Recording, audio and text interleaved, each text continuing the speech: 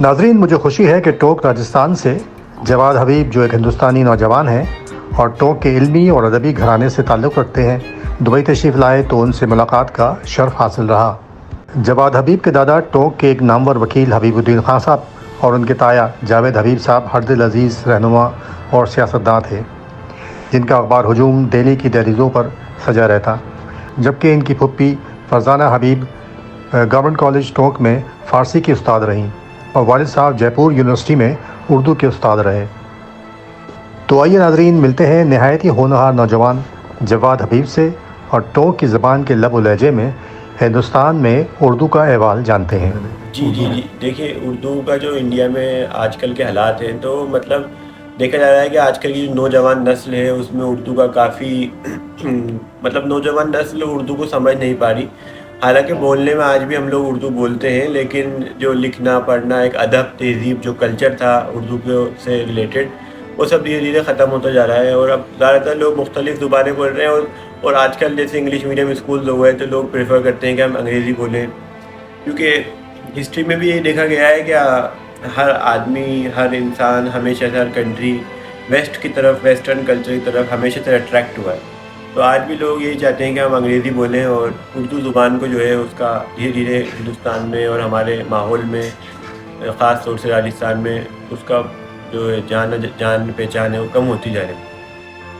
مشتاق Ahmad Yossi صاحب جیسے لوگ وہاں پیدا ہوئے، تو اب کیا مسئلہ آج ہو بھی گیا ہے؟ آپ دیکھیں گے جو ٹوک ہی ہے جس نے اردو کو زندہ کر رکھا ہے، اس کے علاوہ کافی دیکھیے آپ مشکل ہے اردو۔ اور جیسے آپ جے پور وغیرہ میں جائیں گے اور اس کے مختلف علاقوں میں جائیں گے راجستھان کے، وہاں آپ کو اتنا تہذیب اور کلچر نہیں ملے گا۔ ٹوک میں آج بھی الحمدللہ لوگ اردو بولتے ہیں، اردو کو سمجھتے ہیں، لیکن in future there is no future in Urdu. That's why people are not going to study it, because آپ دیکھیے آج کے زمانے میں اب اردو کا کوئی نہ ٹیچر ہے، نہ اردو پڑھنے کے بعد آپ کو جاب مل سکتی ہے۔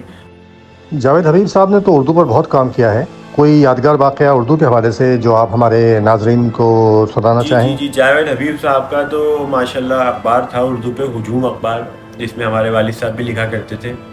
کہ جو آج کل کے نوجوان اصل ہے، پورے انڈیا چھوڑیے، ابھی ہم ٹوک سے بات کرتے ہیں، راجستھان کی بات کرتے ہیں، جے پور کی، جی تو نوجوان اصل آج کل پھر کیا اپنا فیوچر کس چیز میں دیکھ رہی ہے، کیا کر رہی ہے؟ دیکھیے مسلمانوں کو ہوش آیا ہے کہ بچوں کو پڑھا رہے ہیں نہیں پڑھا رہے ہیں، کیا ہے؟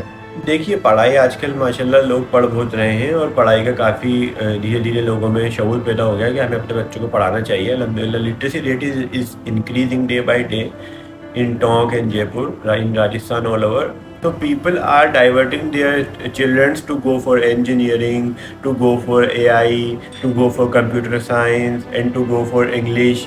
حبیب الدین صاحب بہت بڑے وکیل تھے، ماشاء ان کا اللہ۔ نام آج بھی لوگ لیتے ہیں، تو ان کا کوئی ایسا کوئی کارنامہ، کوئی ایسی کوئی یادگار چیز، کوئی کیس ذہن میں ہے کوئی؟ دیکھیے ماشاءاللہ ان کا ایک سب سے اچھی، میں آپ کو بتاؤں ان کی بات یہ جو تھی، انہوں نے اپنی زندگی میں ماشاءاللہ آخری دم تک پوری کورٹ، جب کہ اردو ہندی میں ہو گئی یا انگریزی میں ہو گئی، انہوں نے آج آخری وقت تک اپنی وکالت سے اور شروعات تک ہر چیز اردو میں لکھی، ہر چیز انہوں نے اردو میں لکھی۔ اردو اور انگریزی کے ماشاءاللہ کافی مہارتی تھے، وہ انگریزی بہت اچھی بولتے تھے، اور اردو کی تو خیر ان کی بات ہی الگ تھی۔ ہر چیز ان کا حساب کتاب، ہر رائٹنگ ان کی بک جو تھی ساری اردو میں ہے۔ تو انہوں نے کبھی بھی اپنی لینگویج کو چھوڑا نہیں، اور میں نے یہ چیز دیکھی ہے جو لوگ اپنی لینگویج کو نہیں چھوڑتے، فار ایگزامپل پنجابی ہیں، دیکھیے آج ماشاءاللہ سکسیزفل ہیں، انہوں نے اپنی لینگویج کو پکڑے رکھا۔ تو ایسے ہی جو اپنی لینگویج کو پکڑے رکھتے ہیں لوگ اور اپنی مادری زبان کے ساتھ جڑے رہتے ہیں، تو وہ الحمدللہ وہ سکسیزفل ہوتے ہیں۔ آدمی کو اپنی مادری زبان کی ویلیو کرنی چاہیے، اس کو انڈرسٹینڈ کرنا چاہیے، کوشش کر کے اس کو سمجھنا چاہیے، سیکھنا چاہیے۔ جی دیکھیے اب کوئی آپ بتائیے، پہلے تو ہر بک اردو میں ہوا کرتی تھی، آدمی پڑھ رہا ہے اردو میں، تو وہ سب چیزیں امپورٹنٹ تھیں، لیکن اب جو ہے وہ اردو میں کچھ ہے ہی نہیں، فیوچر ہی نہیں ہے، اس وجہ سے لوگ اردو کو پریفر نہیں کر رہے۔ ہاں لیکن میرا ماننا یہ ہے کہ آدمی کو اتنی تو اردو سیکھنی چاہیے کہ اس کو لکھنا اور پڑھنا آ جائے۔ وہ سب چیزیں ضروری ہیں کہ آپ اردو کے الفاظ زیادہ سے زیادہ استعمال کریں اپنے گھروں میں، اور اس کے علاوہ اپنی ایک کلچر کو بنائے رکھیں، تو یہ سب چیزیں بہت ضروری ہیں آدمی کی۔ بڑی خوشی کی بات ہے کہ آپ دبئی تشریف لائے اور ٹوک کے بارے میں اور جے پور کے بارے میں اور اردو کے بارے میں جو کچھ انڈیا میں ہو رہا ہے اس سے آگاہی ملی۔ میں یہ پوچھنا چاہ رہا تھا کہ دبئی میں کیسا رہا ایکسپیرینس، کیسا لگتا ہے آپ کو؟ نوجوان نسل کے بارے میں جو لوگ آنا چاہتے ہیں دبئی، ان کے بارے میں کوئی ایڈوائس، کوئی گائیڈ؟ دیکھیے it's been 2 months since I am in Dubai, and I wanted to share this that to be successful. What I have seen, Dubai is kind of successful city here. It's amazing. Everything is at the next level in Dubai. So I have experienced something that if you want to be successful in life, you have to be disciplined. Without discipline, no one can be successful. Dubai has shown me this, that with discipline you can become successful. اور اب بات آئی ابھی آپ نے سوال مجھ سے کیا کہ لوگوں کو یہاں پہ آنا چاہیے یا نہیں آنا چاہیے. تو نئی نسل کے لیے for the young generation I wanted to say this, اگر آپ لوگ اسٹرگل کرنے کے لیے, ہارڈ ورک کرنے کے لیے اور اپنی لائف کو انہانس کرنے کے لیے ریڈی ہے تو you must come to Dubai at least for 2 months, 3 months, 4 months. Try to struggle over here. You see that where is the technology is going on. They have made a building of 112 floors, which is known as Burj Khalifa, and now you will see that how technology is going on in the world. You would find everything best over here. تو یہاں پہ یہی advice ہے, اگر آپ لوگ آنا چاہیں یہاں پہ, ہندوستانی یا پاکستانی کوئی بھی لوگ یہاں پہ آتے ہیں تو ان کو بہت اسٹرگل یہاں پہ شروعات میں کرنی ہوگی. اور الحمدللہ Dubai is a land of opportunities, as we see in social media and everywhere. It is true that Dubai is a land of opportunities and the life in Dubai is very easy. I wanted to share you with one of my experience. I have a scooter over here. So I never locked this scooter anywhere. Wherever I wanted to park it, I park it anywhere, and no one can even touch it. دیکھیے Dubai آنا ہے آپ لوگوں کو تو کافی محنت یہاں پہ کرنی ہوگی اور اس کے بعد یہاں پہ آدمی سیٹل ہو سکتا ہے. لیکن اگر آپ لوگوں کا کے پیرنٹس یا آپ کا اچھا بزنس ہے یا آپ کی جاب اگر انڈیا پاکستان میں اچھی ہے تو پھر میری رائے رہے گی کہ آپ لوگ یہاں پہ آئیں, گھومیں پھریں, ایکسپوجر لیں, لیکن واپس چلے جائیں. کیونکہ if you stay in Dubai for more than 6 months you won't able to leave Dubai because the life in Dubai is too easy and you get used to of it, and it would be very difficult for you to go back to your old environment and adjust. اچھا جواد بھائی, یہ بتائیے کہ آپ تو گھومے, سارا Dubai گھومے, انفارچونیٹلی آپ دوسری ایمریٹس میں نہیں جا پائے, لیکن یہاں دبئی کے حوالے سے اگر بات کی جائے تو سب سے بہترین جگہ آپ کو کون سی لگی جہاں جا کے آپ کو واقعی میں مزہ آیا ہو؟ دیکھیے سب سے اچھی جگہ ماشاءاللہ مجھے ہماری خالہ کا گھر لگا, شائستہ خالہ کا. یہاں آ کے مجھے کافی مزہ آیا اور مطلب بالکل گھر جیسی فیلنگ ہوئی.